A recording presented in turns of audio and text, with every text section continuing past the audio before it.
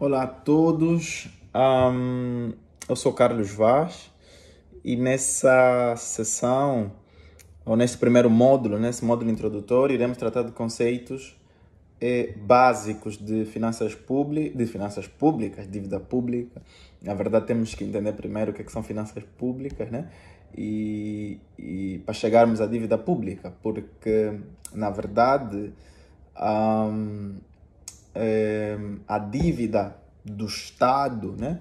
E entendam o Estado, ou entendemos o Estado aqui como esse agente econômico, é um agente econômico tanto quanto uma família, tanto quanto uma empresa, e agora entenda, né? E quando eu falo agente econômico, quero dizer uma pessoa que compra e vende. No final do dia, toma as decisões racionais, né?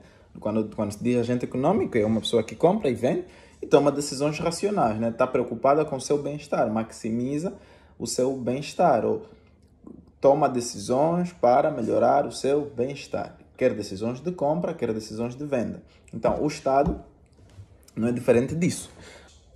A diferença é que a diferença, né, entre esses vários agentes econômicos é que o Estado, ao realizar as suas atividades, e atividades aqui é ao cobrar impostos, porque nós, famílias e empresas, é que financiamos, é que pagamos a atividade do Estado. Ao realizar essa atividade de cobrança de imposto e realização de despesas públicas, ou realização, quando falo de realização de despesas públicas, estou a dizer compra de bens e serviços, estou a dizer construção de escolas, estradas, essas coisas.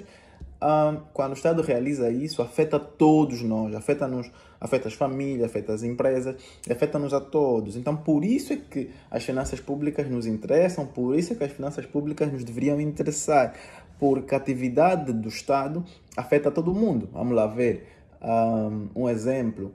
Quando o Estado cobra impostos, quando aumenta o imposto sobre o rendimento de trabalho, a alíquota, né? Aquilo que nós no final do mês contribuímos em forma de imposto, quando o Estado aumenta isso,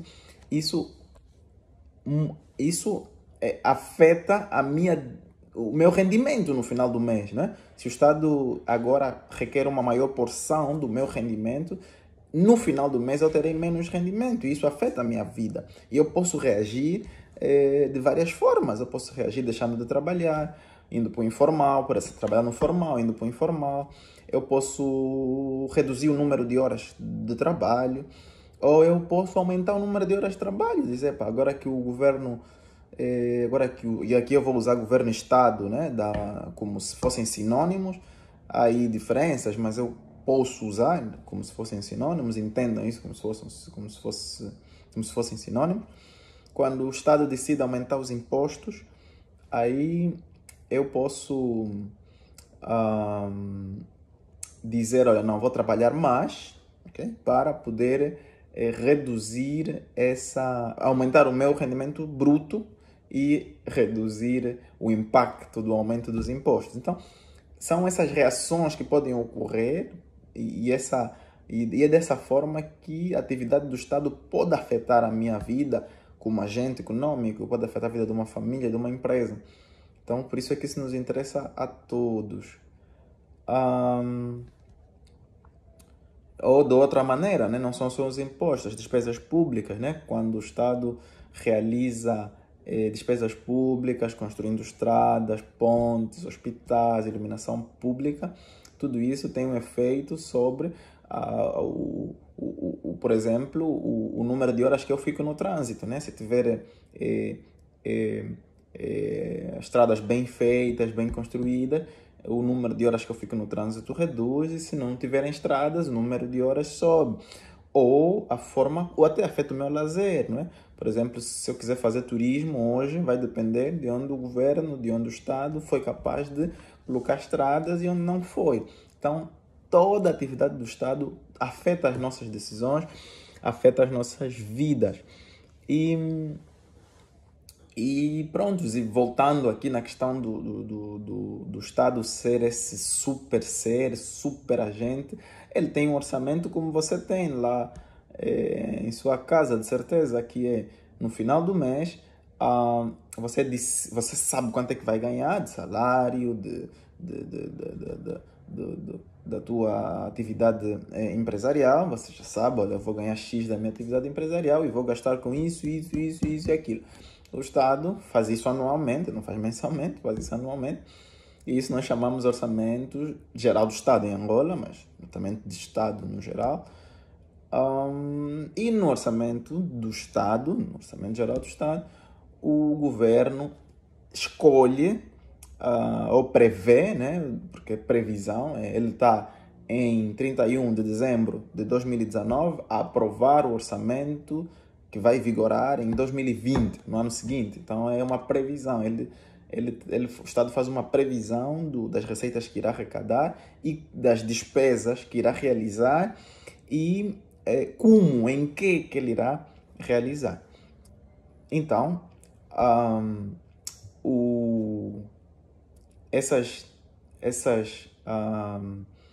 então é dessa contraposição entre receitas e despesas do Estado que surge a dívida pública. Ou seja, quando, né, e também podemos dar mais um exemplo, iremos dar vários exemplos, vocês viram no material, os vários exemplos que logo no início, né, onde nós fazemos a comparação entre finanças privadas e finanças públicas, porque podemos fazer essa comparação. Tem algumas limitações na comparação, mas no geral, aquilo que acontece nas famílias, nas empresas, aplica-se aquilo que acontece no governo, no Estado, né? Então, no final, a dívida pública, no final do dia, né? A dívida pública surge dessa diferença no orçamento de Estado entre receitas e despesas. Se as receitas forem superiores às despesas, então aí o orçamento chamamos de superavitário, ou seja, é um orçamento em que todas as receitas que entrarão, e receitas vêm de onde? Vêm principalmente do pagamento de impostos, mas também podem vir de lucros, porque o Estado tem empresas públicas, pode ser os lucros das empresas públicas, pode ser a venda de ativos, patrimônio do Estado, venda de casas do Estado, venda de empresas do Estado. Nós estamos agora com esse programa de privatizações. Então, são fontes de receitas do Estado. Portanto, as privatizações, os impostos são as mais importantes e a venda de bens, né? E taxas, emolumentos, tudo isso são fontes de receitas para o Estado. Então, se na previsão de receitas o Estado prevê receitas superiores às despesas, porque o Estado vai prever receitas e fixar despesas, e o Estado vai gastar em quê? Dentre outras coisas, o Estado gasta em construção de escolas, de estradas, de pontes, de barragens. O Estado tem funcionários públicos, né? Tem funcionários do Estado, e aí o Estado paga salários, né? Assim conforme nós pagamos as pessoas que trabalham em nossas casas, o Estado tem as pessoas que trabalham na casa do Estado. Então, o Estado paga salários e deixa eu aproveitar já aqui para dizer, olha, esse pagamento de salários nós chamamos de despesas correntes, e aquilo que eu disse anteriormente, de escolas, estradas, hospitais e barragens, chamamos de investimento público, né? Qual é a diferença? A diferença está no tempo, né? Em que os proveitos dessas despesas irão perdurar, né? Porque a construção de uma barragem, de uma estrada, irá gerar efeitos, não apenas no ano em que ela foi construída, mas irá gerar um efeito temporal longo, né? E os salários não. Então, essa questão da despesa corrente e da despesa de capital, que vocês provavelmente já ouviram pessoas a chamarem ou a falarem de má despesa e de boa despesa. Na verdade, o que essas pessoas querem dizer é que a despesa corrente é uma má despesa na medida em que os seus efeitos não perduram no tempo e que a boa despesa é a despesa de investimento. O que é que eles querem dizer? Querem dizer dos efeitos que geram, efeitos de externalidade, né? Ou seja, uma estrada que é construída em Cacoaco, que sai mais ou menos daqui da Baixa, dali, sai da Baixa de Luanda e chega até Cacoaco, leva comércio, né? Ao longo da via, pessoas que precisam comprar e vender na Mutamba e em Cacoaco, reduzem o tempo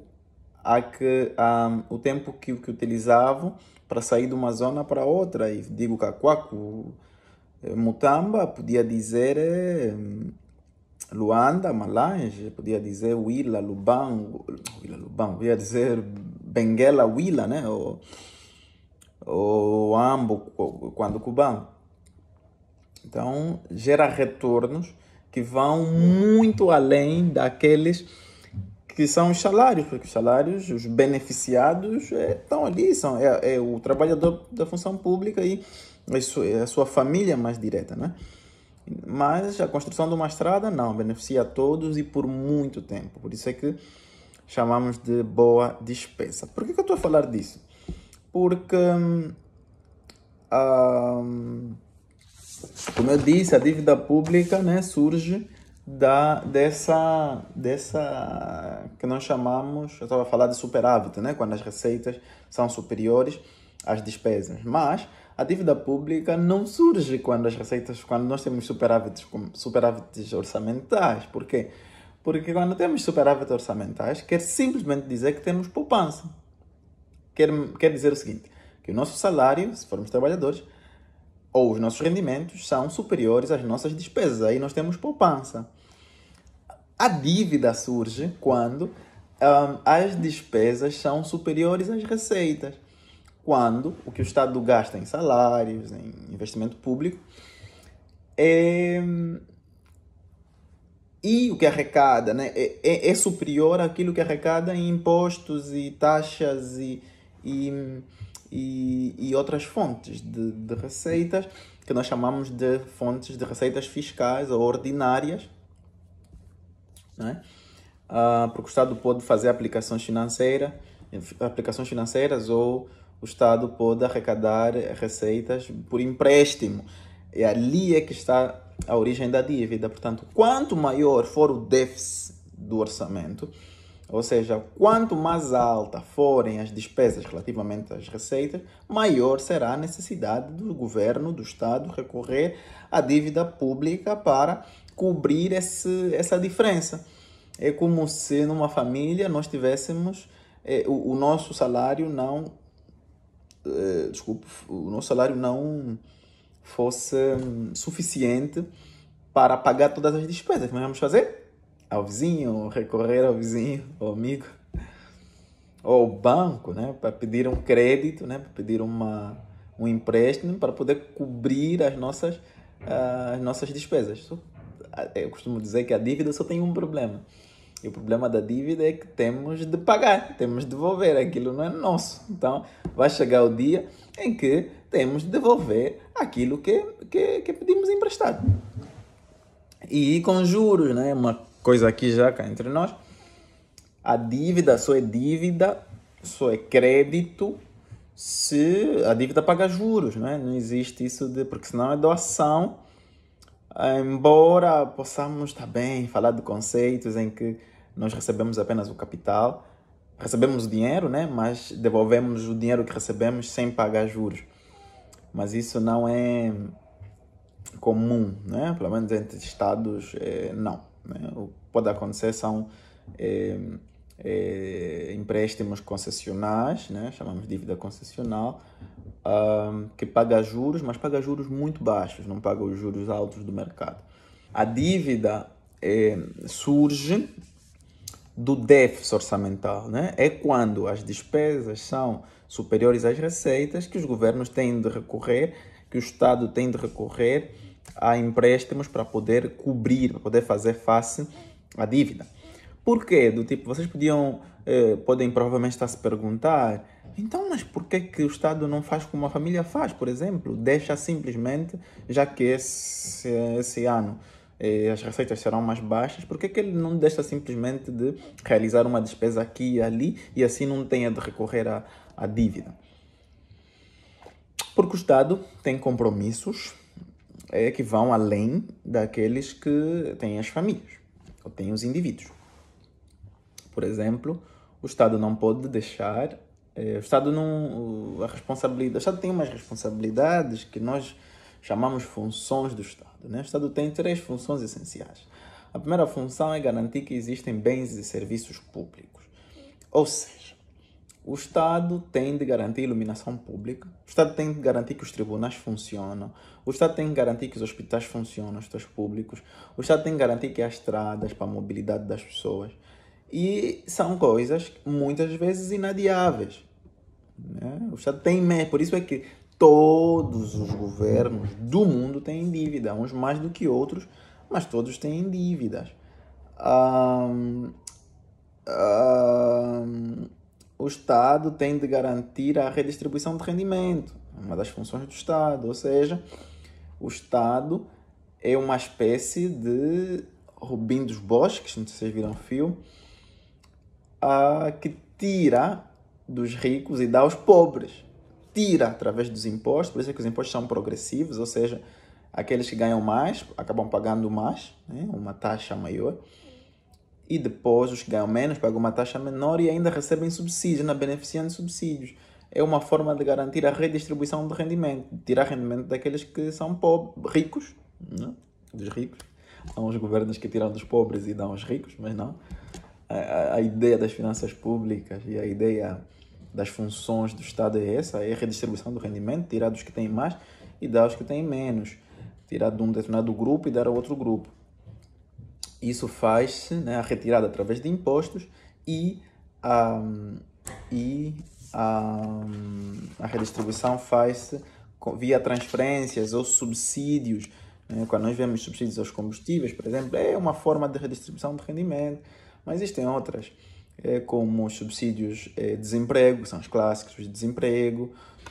Mas é isso, né? Os governos fazem transferências, fazem essa redistribuição do rendimento dessa forma, cobrando impostos e dando subsídios, dando transferências para as famílias mais vulneráveis, mais pobres, né? Vocês veem os vários programas de combate à pobreza, programas de inserção na vida ativa daqueles que têm dificuldades, dos marginais, por exemplo. Isso tudo são atribuições do Estado, são funções do Estado e o Estado faz isso e muitas vezes são inadiáveis. Por isso é que quando, em determinada altura, os impostos não são suficientes para cobrir as despesas, os governos recorrem à dívida pública. E há outras razões para recorrerem à dívida pública, né? Pode por razões estratégicas, mas eu não quero ir por aí. O que eu quero dizer é o seguinte: a dívida pública não é má em si, né? Tipo, dívida pública não é algo que nós devemos encarar sim com cautela, com receio, porque tem que se pagar juros, né? E no final do dia, toda a dívida é paga mesmo, né? E transferimos o custo da dívida, transferimos o peso da dívida para as próximas gerações, porque imagine, né? Nós temos dívidas há 30 anos, temos dívidas há 20, 25 anos, e são essas pessoas que não beneficiaram, entre aspas, dos recursos da dívida que irão pagar. Isso não é justo, por uma questão de justiça geracional. Mas para o caso da Angola, não tem só a ver com a justiça. Tipo, não se coloca muito essa questão ainda não se coloca de justiça intergeracional. Porque a nossa dívida, a maior parte dela é daqui a 5, daqui a 7 anos, né? não temos dívidas, temos muito pouca dívida, temos algumas já com os eurobonds, mas de 30 anos, mas é muito pouco. O grosso que nós temos, a maior parte da dívida que nós temos é paga-se em 5 anos, em 7 anos. A dívida pública não é má em si mesmo, não é? Porque nós podemos utilizar a dívida pública, sim, com cautela sempre, por causa dos efeitos que geram, né? Por exemplo, quando a dívida é interna, ou seja, aquela dívida que é contraída em moeda nacional, em kwanza, no nosso caso. Isso quer dizer o quê? Isso quer dizer que, e aqui entendo, né? O Estado não vai propriamente ao vizinho pedir emprestado, né? O Estado emite títulos, né? Que são os papéis que o Estado emite, dizendo, olha, se você comprar esse papel, ele vale 100 kwanzas. Se você comprar esse papel, daqui a um ano, eu dou-lhe 110, uma taxa de 10%. Eu dou-lhe 110. Então, você compra o papel, e o que você faz ao comprar o papel? Você está dando dinheiro ao Estado. E no final do período desse um ano, ele dá-te mais 10 kwanzas, que é o juro por você ter dado emprestados 100 ao Estado. Então, esse processo de dívida, essa contração de dívida gera efeitos sobre a economia. Por isso é que tem que ter muito cuidado com a dívida pública. Por exemplo, que efeitos são esses? Imagine que a dívida seja interna, né? Contraída em moeda nacional. Okay? Porque a dívida, quando vocês veem no material, dívida externa e interna, não é que a dívida externa é contraída fora e a dívida interna cá dentro. Não, estamos a falar apenas de moeda, ok? Os conceitos até podem levar-nos a pensar que sim, a interna é aqui dentro do país e a externa é fora, mas o que interessa é a moeda. Se a dívida for contraída de um agente nacional, de um cidadão nacional, mas contraída em moeda estrangeira, conta para a dívida externa e não para a dívida interna. Por quê? Porque o que interessa é se no final do dia teremos de pagar a dívida em divisas, em moeda estrangeira, em dólar, em euro, ou se pagaremos a dívida em moeda nacional. E não se esqueçam que a dívida pode ser paga em moeda nacional, mas indexado ao dólar, ou seja, tendo como referência o dólar. Quando a dívida é interna, quando o governo, quando o Estado vai se financiar no mercado interno, o que está a acontecer? É simples, os recursos da banca nacional. De onde é que vêm os recursos da banca nacional? Vêm das famílias que têm o quê? Que têm poupança, aquelas famílias cujo rendimento é superior às despesas. Então, são essas famílias que depositam as suas poupanças na banca, depositam nos bancos e depois os bancos utilizam esses recursos para aplicar. De que forma? A primeira forma é dando crédito, né? A forma tradicional é dando crédito aos que têm ideias e não têm recursos. Então, mas existe outra alternativa. A alternativa é comprar dívida pública, ok? Porque assim, em termos miúdos, a dívida pública funciona como um mercado, né? Porque o governo não anda lá atrás das pessoas a dizer compra dívida, não. O governo emite uns papéis, uns títulos, chamam-se títulos do Tesouro, ou quando é de um ano, a dívida é de um ano, ou obrigações do Tesouro, quando é mais de um ano. E as pessoas, que se quiserem, compram. Onde é que compram? Nos bancos comerciais. Os bancos comerciais são uma espécie de agentes que vendem a dívida pública, né? Mas depois esses recursos revertem-se todos para o Tesouro do Estado, para o bolso, para o bolso do Estado. Então, qual é o problema de se endividar internamente? É o que vocês têm no material como crowding out. Ou seja, os recursos nacionais já são poucos, okay? Porque vêm das famílias que têm poupança. E a forma de aplicação desses recursos é a forma tradicional, da crédito. Só que a banca encontra a alternativa. Qual é a alternativa? Comprar títulos da dívida, investir em dívida pública. Se o governo fizer isso e ir insistentemente ao mercado nacional, né, e buscar dinheiro no mercado nacional, ficam poucos recursos para dar crédito aos privados, para dar crédito aos empreendedores. Então, o que é que vai acontecer? Os empreendedores não terão crédito, os privados não terão crédito, e se eles não tiverem crédito, não investem. Se não investirem, não produzem. Se não produzirem, a economia não cresce. Se a economia não crescer, não há emprego. Se não houver emprego, o desemprego aumenta e já vem o problema.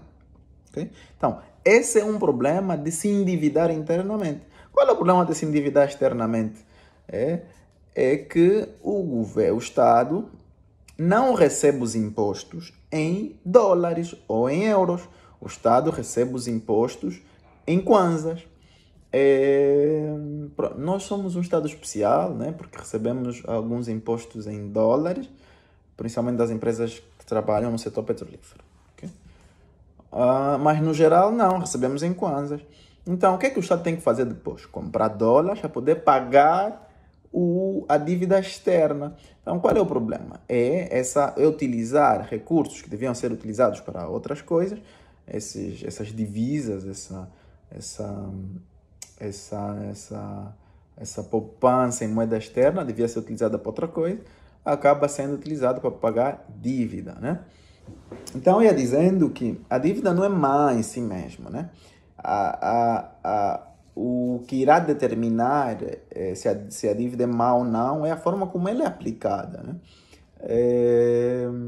E o princípio básico aqui é que não devemos utilizar o dinheiro da dívida para pagar salários. Não podemos utilizar o dinheiro da dívida para coisas correntes, né? É como utilizar, vamos lá, fazer um empréstimo para comprar roupa, né?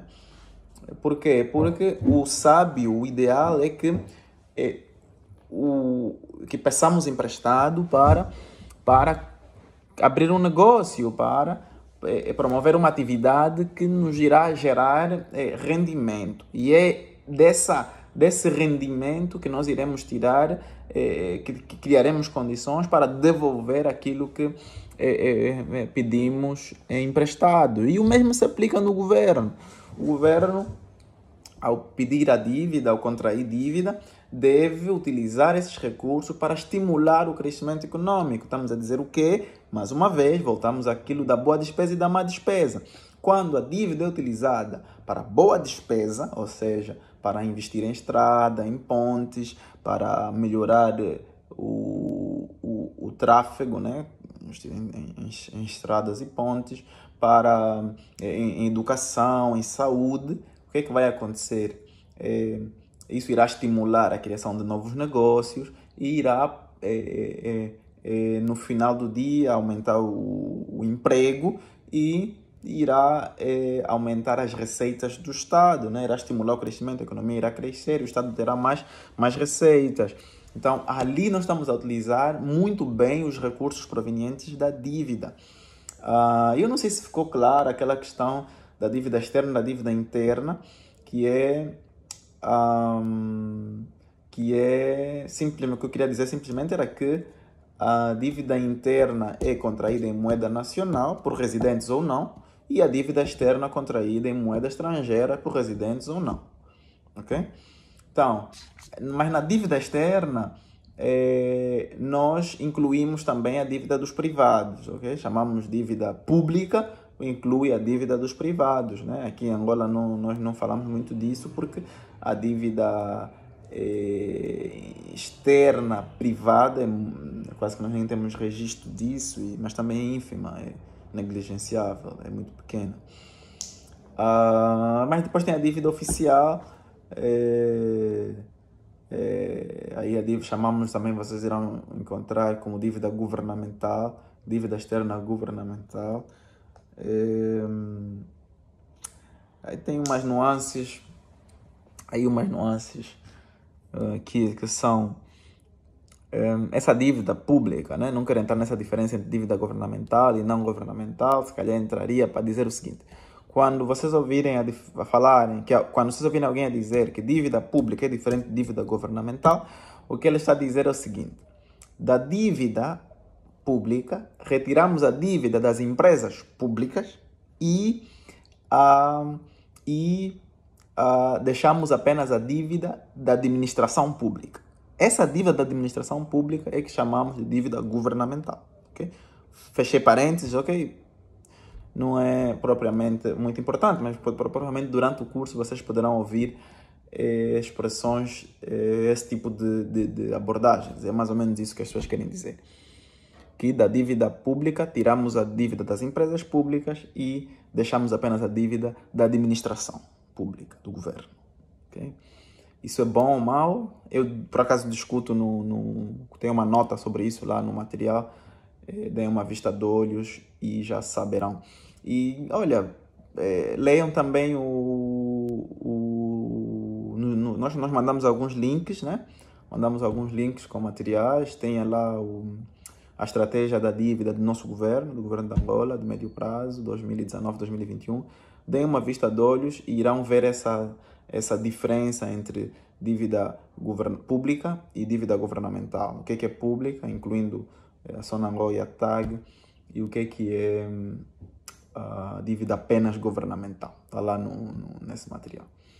Mas continuando, né? Nós podemos ter dívida bilateral entre governos, okay? O governo da China decidiu dar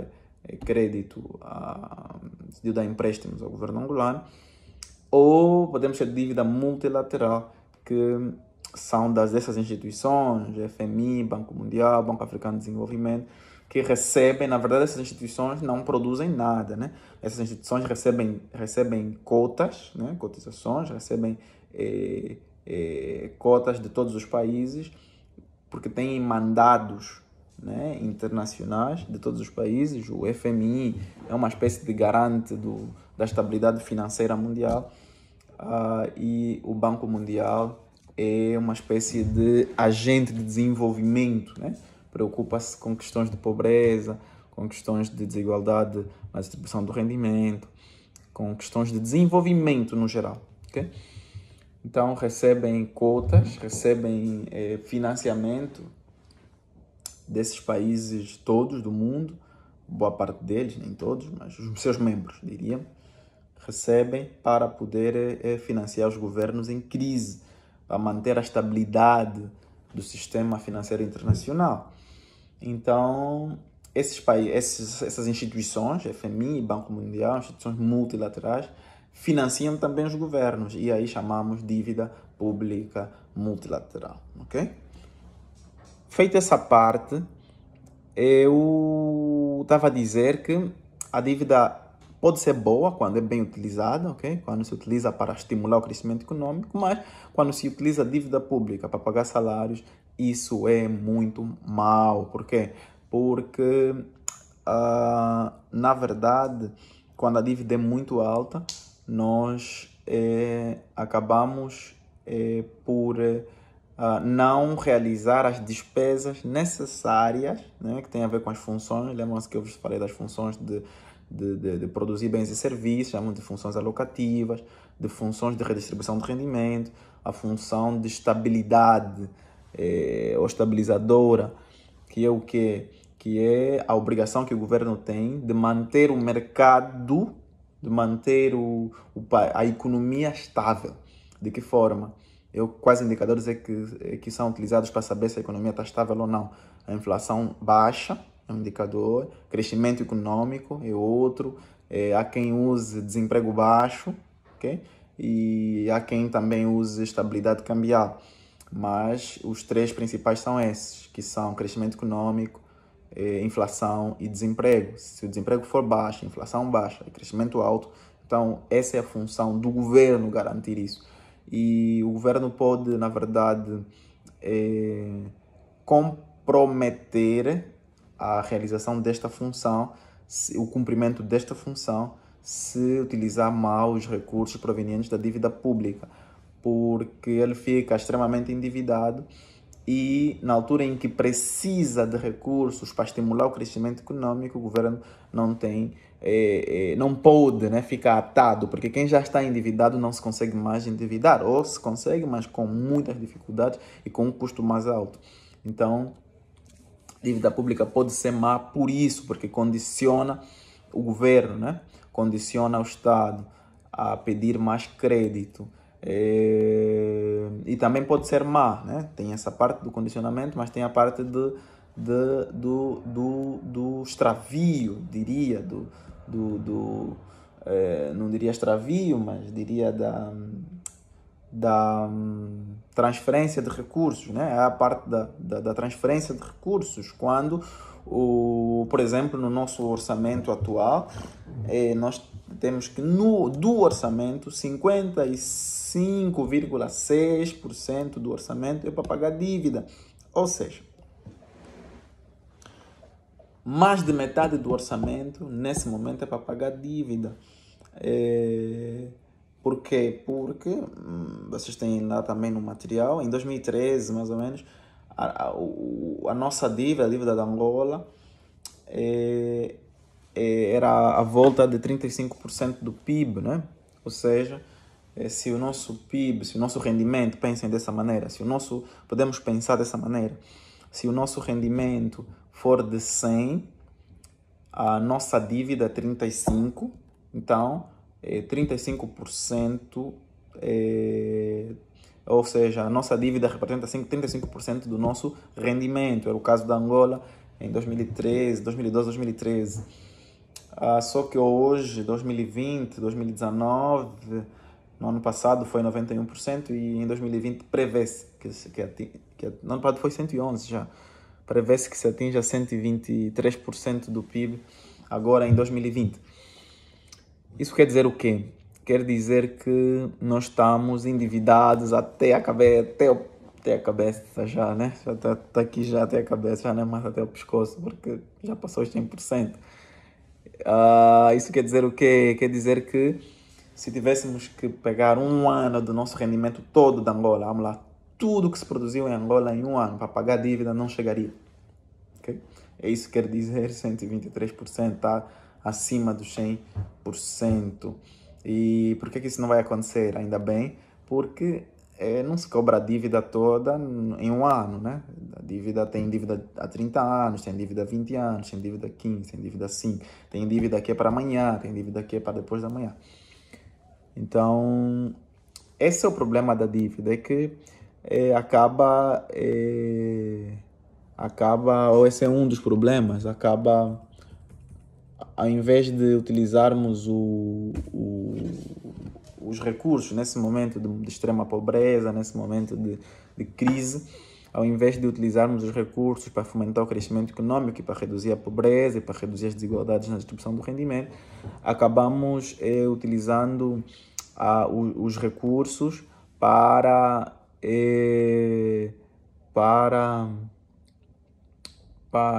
acabamos usando os recursos para pagar a dívida, né? Acabamos usando os recursos para pagar a dívida. Portanto, quanto maior a dívida, menos é o investimento que se pode fazer em despesas sociais. Quanto maior a dívida, menos é a folga que o governo, que o Estado tem para investir na economia, estimular o crescimento econômico, estimular o emprego. Então, a dívida tem esse problema, né? Acaba condicionando acaba condicionando as opções dos governos, né? Acaba sendo um colete de força para os governos ficam apertados na sua capacidade de estimular o crescimento e de realizar despesa para proteger os mais vulneráveis, né? Principalmente em plena crise. Então era isso. Eu acho que em 30 minutos também não consigo dizer mais do que isso. Vamos interagir no webinar, né? Temos aí um webinar no dia 28. E preparem questões e coisas que não ficaram claras no material ou nesse vídeo. Então preparem questões e no dia 28 de setembro vamos responder as vossas questões e vamos, se calhar, aprofundar algumas das matérias que tratamos aqui neste vídeo curtíssimo.